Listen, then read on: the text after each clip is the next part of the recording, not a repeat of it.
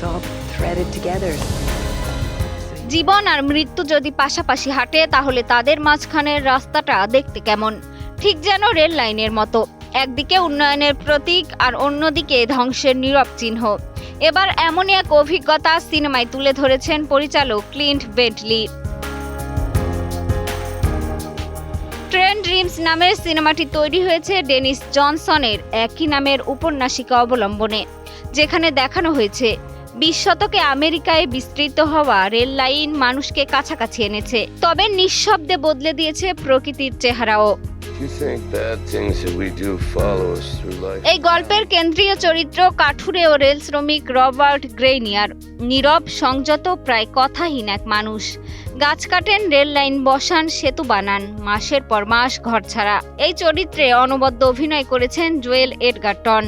টানা তৃতীয়বার অর্জন করেছে দেশের সেরা সুপার ব্র্যান্ড স্বীকৃতি বসুন্ধরা টিস্যু। রবার্টের জীবনে আসে গ্ল্যাডিস, ধীরে ধীরে গড়ে ওঠে সম্পর্ক।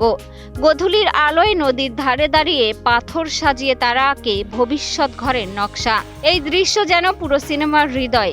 এখানেই সিনেমাটি হয়ে ওঠে টেরেন্স ম্যালিকের ডেইজ অফ হিভেনের মতো কবিতা। ক্যামেরা, আলোয় শুট করা দৃশ্য, ব্রাইস ডেসনারের সঙ্গীত, সব মিলিয়ে ট্রেন ড্রিমস যেন এক স্বপ্নময় বাস্তবতা।